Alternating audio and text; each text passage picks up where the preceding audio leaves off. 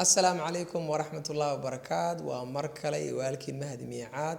فيديو كوري waxaan kaga hadlabayahay shaqooyinka maanta aad iyo aad loogu baahan yahay marka shaqooyinkaas oo dhamaantood waxa ay salka ku hayeen ama waxay ku saabsanayeen waxa la yiraahdo computer science-ka waa cilmi inta fara badan computer science-ka ku saabsan marka maanta waxaan rabaa inaan ka hadlo maxaa loogu baahan yahay ina computer science maanta la dhigto cilmiga computer science muxuu yahay dadka maanta adduunka ugu lacag badan shaqadoodu waa computer science maxay u tahay ama dadka ugu lacag badan maanta maxay background-ugu computer science u yahay shirkadooyinka maanta technology-gu cid aan isticmaalin maanta computer science ma jirto haddaba marka maanta bal waxaan ku tala jiraa qof kasta wixiisa la weydiyaa aniga khibradaydo iyadoo oo computer science ayaan marka aan rabaa ama dhalinyarta rabaa inaan ka dhaadhiciyo ama inaan u sharaxo inay computer science-ku maanta inuu yahay mustaqbalka loo baahan yahay ujeedadana waxaan kugu sheegi doonaa 5 qodob oo ku soo diyaariyay ee bal ila eeg qodobka ugu horeeya waxa weeyaan maanta wax kasta nolosheena computer science ka maqno wax kasta maanta waa wax salka maxay ahayd ku haya computer science haddii maanta guri aad dhisanaysa ama dadka engineerinta maanta guriga dhisay ay software-ka ama logicialka ay isticmaalayaan waa software qof computer science uu develop gareeyay ama uu sameeyay haddii aad u fiirsatid qofka xisaabiyaha ee xisaabta ka shaqeeyay waxa uu isticmaalaa waa software logicial ama software oo qof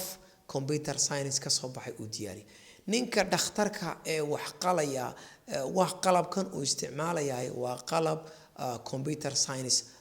ku saabsan marka maanta nolosheena inta u fara badan maanta waxa weeyaan computer science-ku meel uu ka maqan yahay haba yaraatee ma jirto taana sababooyin fara badan ayaa ugu wacan sababtaa daraadeed ayaa ina qayb qodobka labaad qodobka ugu horeeya markuu yahay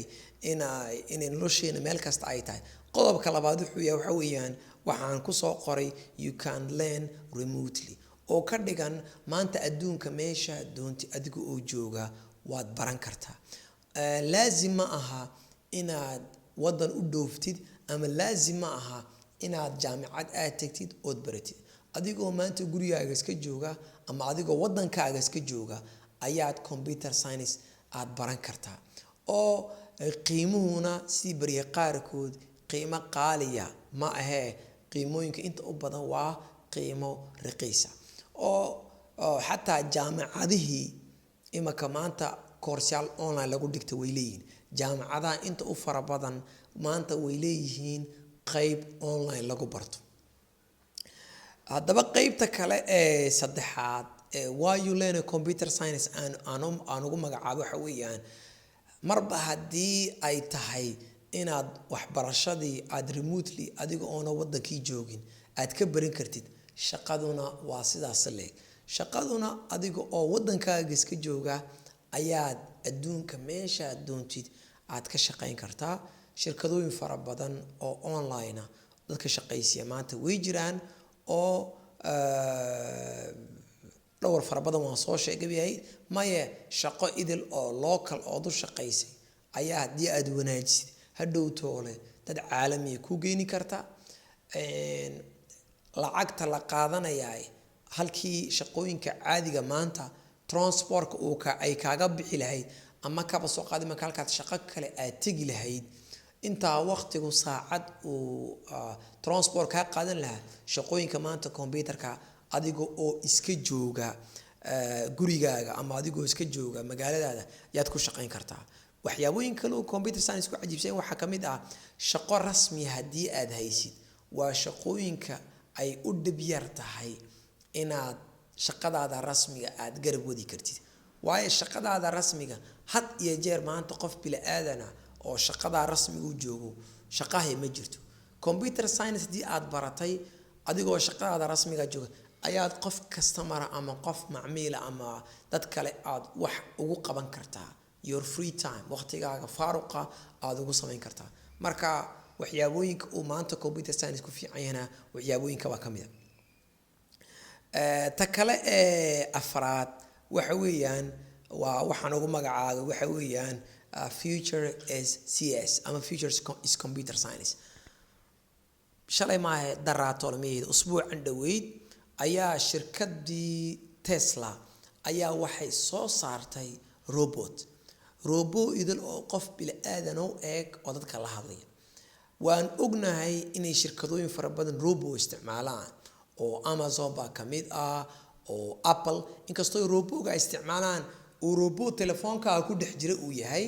oo test maxay aday marka iPhone-ka waxa ku dhex jirta Siri Google-ka hey Google ma dad tiraadid isagana hasile Google baa ku dhex jira iyagu robot waxay lahaayeen system-kooda ku dhex jira. laakiin shirkadii Tesla waxay tiri anu markayga hore gaarigaygu wuxuu ahaa gaari robot ah oo gaariga idil baa self drive ah oo gaarigu iswaday. marka maanta mustaqbalka shirkad kasta xagga u socotaa waxa weeyaan it's all about computer science. had iyo jeer maanta waxa la eegayaa waxa weeyaan waa computer science iyo big data iyo waxaan kule artificial intelligence waxaasoo dhan waa cilmi ku saabsan computer science. marka shirkadooyinka anoo halkaa qodobka anoo ku jira maanta dadka ugu lacag badan adduunka the billionaires waa Elon Musk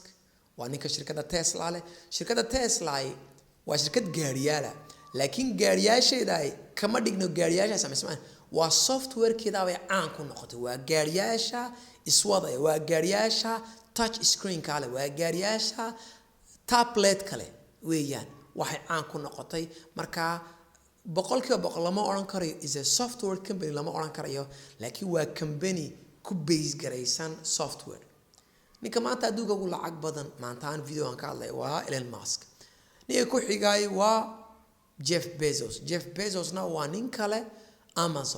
Amazon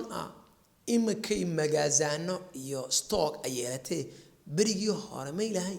berigii hore waxay ahayd software wax iibisa oo dadku ay u isticmaalaan inay alaabtooda ku iibiyaan. imaka aan laakiin stocka waaweyn bay leedahay roboyaal bay leedahay alaab fara badan oo kala manageraysa. laakiin ninka Jeff Bezos waa nin businesskiisu uu yahay e-commerce ama business. kale ku xiga waxa weeyaan waa Bill Gates waa ninka idil ee Microsoft Microsoftna waa is a software company. dhammaantood top 10 ka hadii la tiriyo waxaa ku jira ninkii kale isna Facebook la ninkan Facebook iskale magaciisa loobe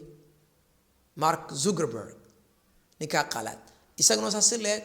waa nin software company. marka dhammaantood waa dad maanta businessko uu ku salaysan yahay wax computer science. marka taa waxay ku siinaysaa calaamad ah inuu computer science is going to be on the top. right now it's on the top mustaqbalka is going to be on the top. shirkadihii maanta shirkad gaariyaal qiimaha maanta number 1 ayaa ah shirkadda Tesla. it's number 1. mid baa oran doona waar gaariyaasha Tesla Africa ma soo gaarin oo anu ma arko Toyota baan arkay say u noqotay Tesla number 1. maanta lagama hadlayo imise gaariyaal bay iibisa lagama hadlayo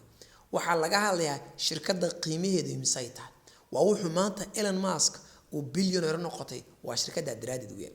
marka maanta dhammaantood lacagtan maanta adduunka qabstay Bitcoin oo aynka Soomaaliya waxay ka bilaamatay wax kale kama bilaamin waxay ka bilaamatay waa saas leeg waa computer science. qaybta kale ugu dambaysa ee qodobkayga shanaad waxa weeyaan you will see the world differently. maanta aan computer science markaad digatid especially markaad development markaad samaysid wax kasta way dhici kartaa inaad fahamtid ama wax kasta way dhici kartaa inaad aad u malaysid aad say u socdaan. yani imaka soo qaad marka lagu leeyahay gaarigu saas u socdaa marka lagu leeyahay mashiinkan isaab u socdaa marka lagu leeyahay softwarekan saa buu socdaa marka lagu leeyahay applicationadan Instagram Facebook saas u socdaan qof software developer marka aad tahay waad garanaysaa waxaan isu u socdo kadib mashaakil fara badan markaad nolosha aragtid yaad is oran karaysaa waxaan oo mashaakil waa la xalin karayaa laakiin see loo xaliyaa anigu maan xalin karayaa jamaacad ama group ma lagu xalin karayaa as a system ma lagu xalin karayaa waxaas oo dhan waxa weeyaan markaad software-kii aad garanaysid si uu shaqeeyo ayay waxaasoo fikrada kugu imanaysaa marka sadadka qaarkood way dhici kartaa inay waxyaabooyin aad aragtaa oo dhaaftaa laakiin anigu saan isleeyahay waxa weeyaan wax markaad aragtay had iyo jeer waxaad sii weydiinaysaa why maxaysan ay u tahay maxaysan ay system maxkamsuusan u yahay halkan miyuuna jir hal ka wanaagsan miyuuna jir wixii doon nolosha oo dhan ahaato waxyaabooyinka aad waad isweydiin kartaa taana waxaan isleeyahay waxa weeyaan waa computer science-ka marka aad baranaysid ama markaad dhigtay computer science-ku wuxuu leeyahay sidii mar hore baan kuu soo sheegay qaybooyin fara badan buu leeyahay qayb wuxuu leeyahay development oo marka applicationada la sameynayo ama mobile app ha noqoto ama web app ha noqoto qayb kale wuxuu leeyahay network ayuu leeyahay installation network qayb kale wuxuu leeyahay database buu leeyahay laakiin waxaa soo dhan waxaa la isku yiraahdaa dalada waxay hoos timaadaa dalada yiraahdo computer science marka anigaan maanta dhalinyarta jaamacadda iman kalasa ama qofka raba inuu career wanaagsan inuu bilaabo anigu waxaan kula talinayaa waxa weeyaan waa computer science intaasaan kusoo gabagabeynayaa aad iyo aad baan idin salaamayaa asalaamu calaykum waraxmatullaahi wabarakaatu